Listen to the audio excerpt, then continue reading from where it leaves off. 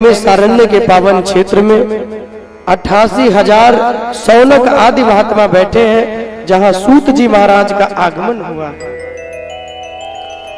कि अज्ञान ध्वांत विध्वंस कोटि सूर्य समप्रभा असूताख्याहि कथा सारम मम कर्ण रसायनम। सूताख्याहि कथा सारम, सूताख्याहि कथा सारम। सूत जी महाराज जब आए तो 88,000 ऋषि मुनि बैठे थे नैमिषारण्य में, वो खड़े हो गए। आयु की पूजा नहीं है, ध्यान रखना, उम्र की कोई पूजा नहीं है, ज्ञान सर्वत्र पूज्यते। ज्ञान का ही पूजन किया जाता है, उम्र की पूजा नहीं है, सुंदरता की पूजा नहीं है। जब सुखदेव जी महाराज पधारे तो केवल उनकी उम्र 16 वर्ष की है। कितने बड़े हैं, जोर से बोलिए, केवल 16 वर्ष के। और इतने बड़े बड़े हजारों वर्षों के महात्मा वहां बैठे हुए हैं। उन्होंने खड़े होकर के सुखदेव मुनि के चरणों में प्रणाम किया। सूत जी भी जब पधारे तो जितने सौनक आदि महात्मा थे वो खड़े होकर सूत जी के चरणों में प्रणाम करते हैं और कहा कि अज्ञान ध्वांत विध्वंस, आपका जो ज्ञान है वो करोड़ों सूर्य के समान है। भगवान की कथा को सुनाकर हमारे भी जीवन में ज्ञान का प्रकाश जागृत कीजिए और भगवान की ऐसी कथा को सुनाइए जिसे सुनकर मम कर्ण रसायनम, जिस कथा को सुनकर मेरे जो कान है वो पवित्र हो जाए, उस कथा को सुनकर मेरे जो कर्ण है वो पवित्र हो जाए। सूत जी महाराज ने सुंदर श्रीमद् भागवत को सुनाया और कहा कि एक समय की बात है जब देवर्षि नारद भ्रमण करते करते मृत्युलोक में आ गए। और जब भ्रमण करते करते मृत्युलोक में आए, न गंगा न गया काशी प्रयागे न च पुष्करम, हर जगह नारद जी गए, मन कहीं शांत नहीं हुआ। लेकिन वही नारद जी घूमते घूमते जब वृंदावन में आ गए तो धन्यम वृंदावनम यस्य भक्तिर्नित्यति यत्र च, धन्य है श्रीधाम वृंदावन जहां भक्ति आज भी नृत्य करती है। ज्ञान वैराग्य तो आज भी बूढ़े बन के वृंदावन में लेटे हैं, लेकिन भक्ति देवी आज भी वृंदावन में नृत्य करती हैं। ज्ञान वैराग्य को व्रज में आज भी कोई नहीं पूछता। आप ज्ञानी बन के वृंदावन में जाओ तो आपको प्रवेश नहीं मिलेगा। उद्धव जी महाराज जब ज्ञानी बन के व्रज में पधारे तो कांटों ने, ब्रज की लताओं ने, ब्रज के कांटों ने उद्धव के पीतांबर को पकड़ लिया और कहा कि आप ज्ञानी बन के वृंदावन में नहीं जा सकते, अगर आपको जाना है तो आप प्रेमी बन के जाइए।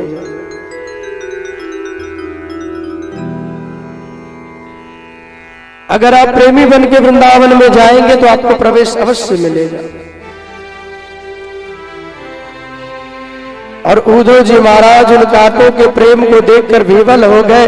धन्य है भगवान श्याम सुंदर और धन्य है ये वृंदावन जहाँ के कांटे भी कन्हैया से प्यार करते हैं, जहाँ के लता पताएं भी राधा रानी से प्यार करती हैं, उनसे प्रेम करती है। वृंदावन प्रेम की भूमि है।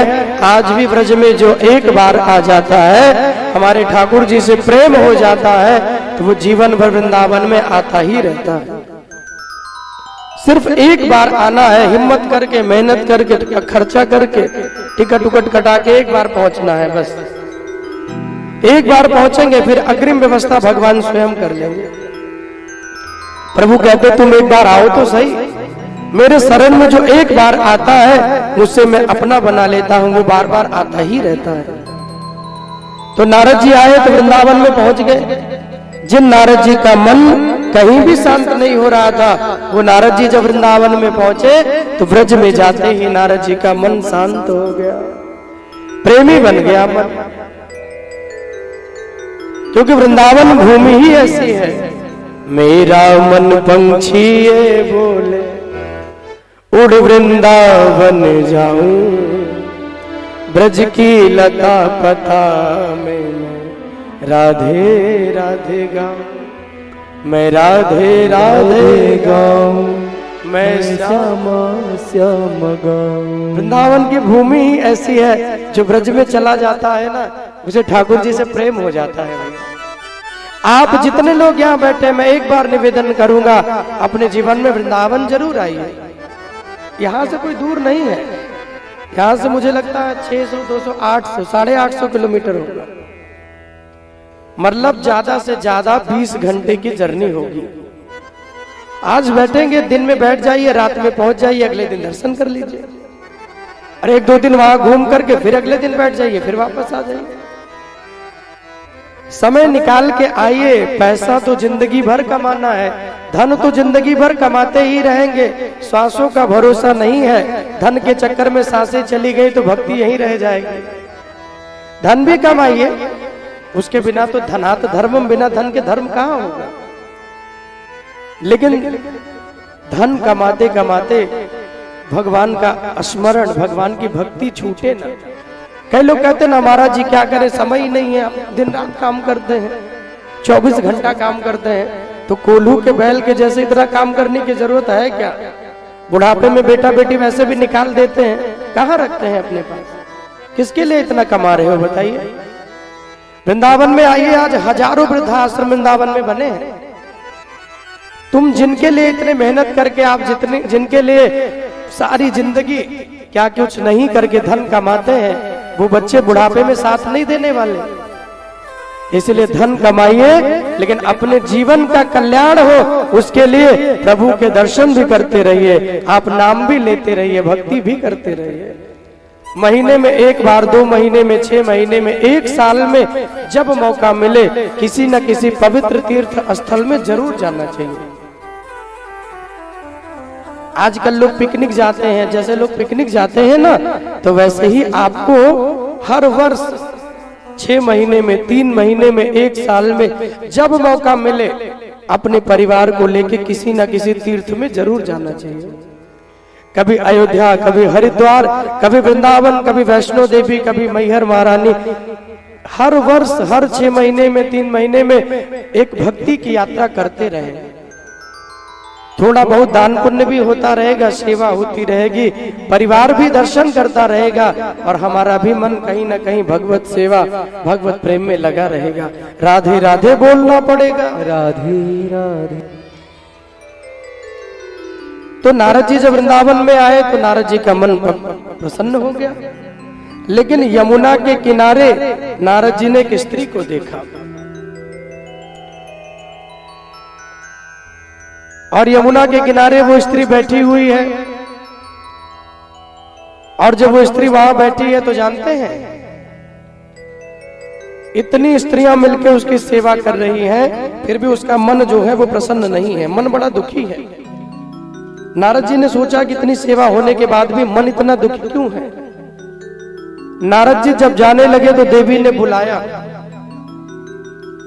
कि भो भो साधो क्षणम तिष्ठ मम चिंतामपि नाशय दर्शनम तव लोकस्य सर्वथा अघहरम परम दर्शनम तव लोकस्य सर्वथा अघहरम परम।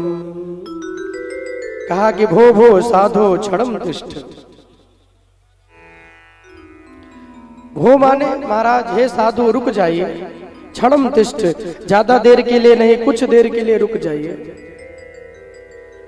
थोड़ा ही देर मुझे दर्शन दे दीजिए, आपका दर्शन कर लूं, मेरा जीवन धन्य होगा।